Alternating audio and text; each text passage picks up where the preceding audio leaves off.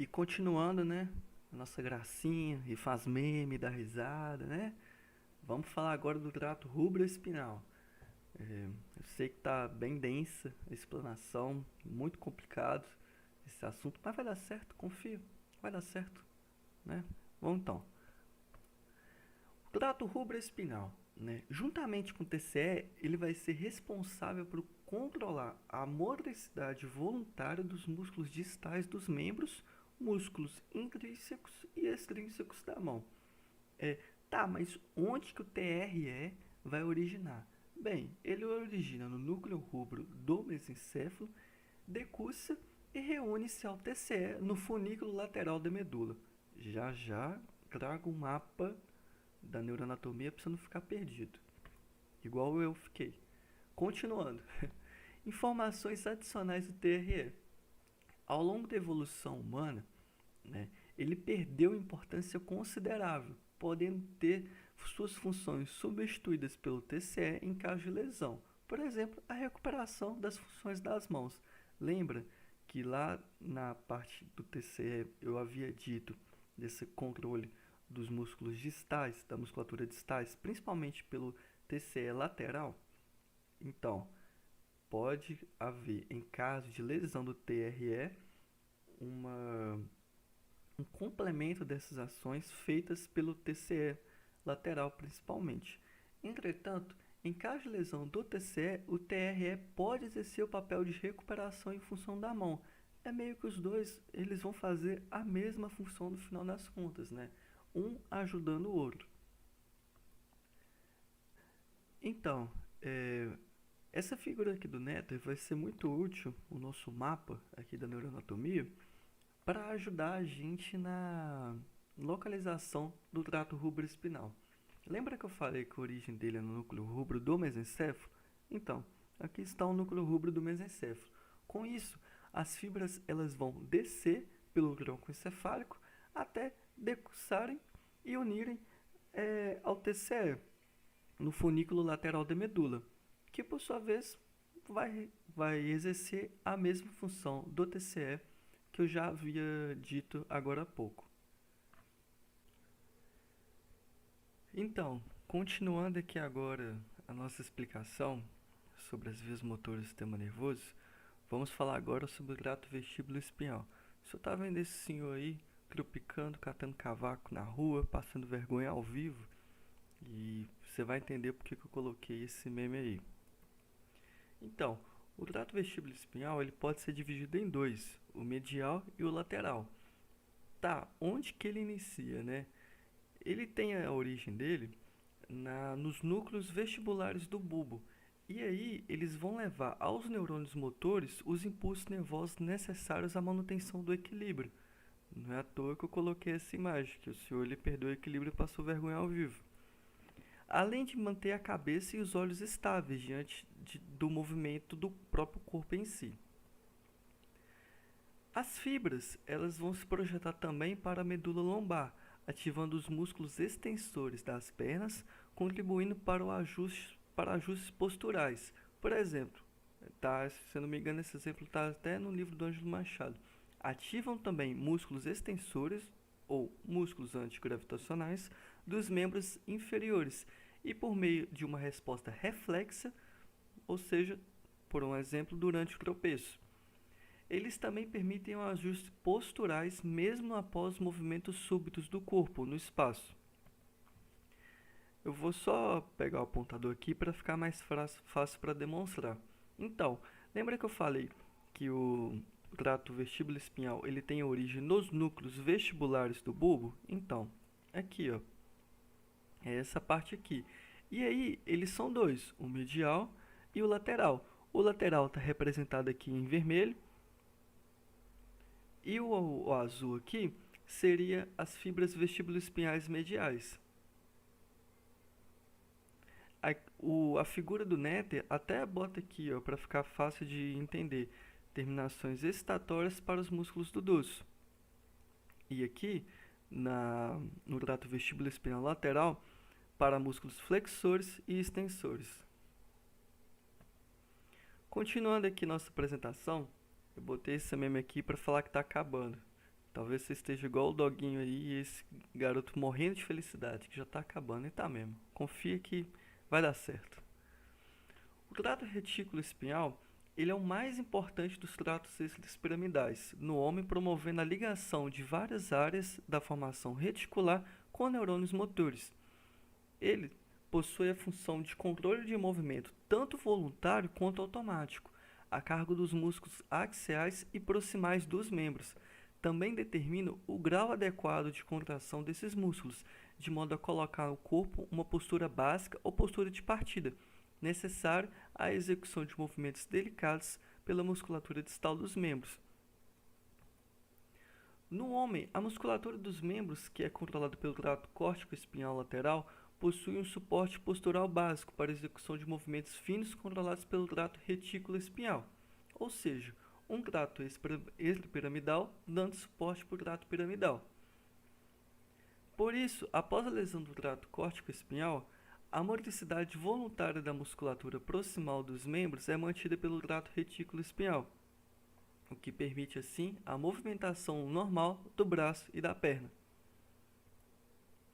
O controle do tônus e da postura se dá em grande parte a nível medular, através de reflexos miotáteis, os quais, entretanto, são modulados por influências supramedulares trazidas pelos tratos retículo espinhal e vestíbulo espinhal, agindo sobre os neurônios alfa e gama.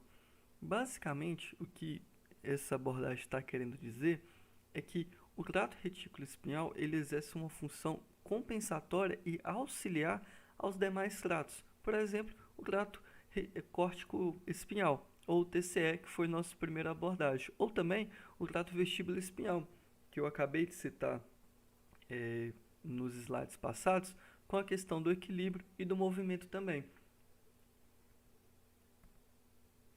Outra função do TRE é o controle da marcha, né? O centro locomotor, situado na medula lombar, é capaz de gerar impulsos nervosos necessários à manutenção rítmica dos movimentos alternados de flexão e extensão, necessários à marcha. Esse centro é comandado por um outro centro locomotor, situado na formação reticular do mesencéfalo, o qual exerce sua função sobre o centro medular através do trato retículo-espinhal. Sendo assim, o trato retículo-espinhal e suas conexões suprassegmentares são responsáveis pela maioria das funções que genericamente se atribuía ao antigo sistema extrapiramidal. Outra função que está falando nesses dois parágrafos aí do TRE é essa questão de controlar a intensidade do movimento que qualquer um de nós vai exercer. Por exemplo, quando você vai andar, o que faz o controle fino da quantidade de força que você tem que exercer na sua perna? Ou, por exemplo, quando você vai pegar um objeto, o que faz o controle da quantidade de força? Né? Os parágrafos nos mostram que o trato retículo espinhal é que faz esse controle de função. Junto também, é bom lembrar, com o TCE e o trato vestíbulo espinhal. Todos trabalham para fazer com que o movimento seja executado da melhor forma possível. Bem, mas depois dessa informação muito densa sobre o trato retículo espinhal, onde que ele surge, afinal de contas, né? Ele tem origem na formação reticular de forma distinta, na ponte e no bulbo, podendo ser dividido dessa forma em duas vias.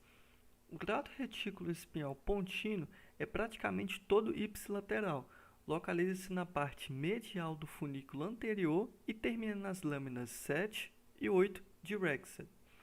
O trato retículo espinal bulbar é direto e cruzado e segue pela parte anterior do funículo lateral. Para ficar um pouco mais fácil, essa imagem ela nos mostra basicamente o resumo dos últimos todos os tratos que a gente viu. Lembra que o TCE ele tem a origem na área 4 de Brodmann do córtex cerebral? Então, está aqui representado de azul. Já o trato rubroespinal ele tem origem no mesencéfalo e está aqui representado de vermelho. Os tratos vestíbulo-espinal, que podem ser dois, eles têm origem nos núcleos vestibulares do bulbo, aqui e aqui, né? E o trato retículo-espinal, como eu coloquei aqui, ó, ele tem a formação distinta na ponte e no bulbo. ponte e aqui.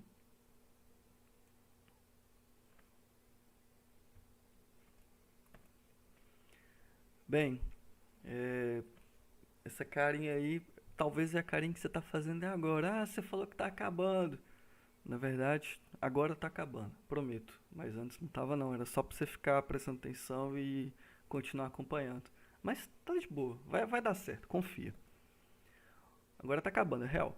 O teto espinal, ele tem origem no colículo superior, cuja principal função relaciona-se à visão. Seu trajeto descendente passa pelo tronco cerebral, cruzando a linha mediana, passando pela parte anterior do funículo anterior, próximo à fissura mediana anterior. As suas fibras terminam na região cervical e elas possuem a função de controlar os movimentos posturais reflexos por estímulos visuais da cabeça e do pescoço. Faz parte também das vias extrapiramidais. E bem, para finalizar agora, real mesmo, eu juro, prometo para você, tá acabando. Aqui agora, vamos fazer um compilado de tudo, né? Para fazer meio que uma revisão bem tranquilinha. Que seriam as vias medulares? Elas seriam basicamente onde que cada trato vai passar, né? Vai percorrer na medula. Por exemplo, os tratos atravessam regiões distintas da medula e obedecem a características somatotópicas. As vias laterais da medula podem ser apresentadas pelo trato córtico-espinhal, trato rubro-espinal e o trato retículo-espinhal bulbar, e formam um sistema ativador lateral, controlando assim partes distais com movimentos finos e precisos. Lembra quando a gente estava falando sobre o trato córtico-espinhal e rubro-espinhal, a questão do movimento individual dos dedos, do ajuste fino do movimento das mãos? Então, aí está uma função da gente relembrar esse conceito.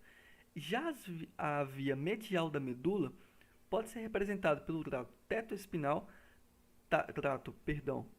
retículo espinal, pontino e córtico espinal, e formam o sistema ativador medial, controlando principalmente as partes proximais do corpo. E bem, essa figura aqui, ela mostra basicamente onde cada trato está passando na medula. Eu não sei se você ainda teve contato com a peça anatômica que nós possuímos no laboratório de anatomia, mas se você tiver, você vai conseguir observar basicamente essa peça, só que sem estar colorido. Então, essa imagem serve até como um guia durante o seu estudo.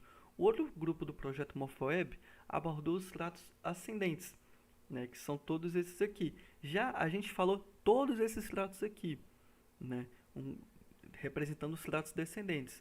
Eu sei que é um conteúdo bastante denso, de uma forma geral, mas eu espero que tenha auxiliado de certa forma no seu estudo.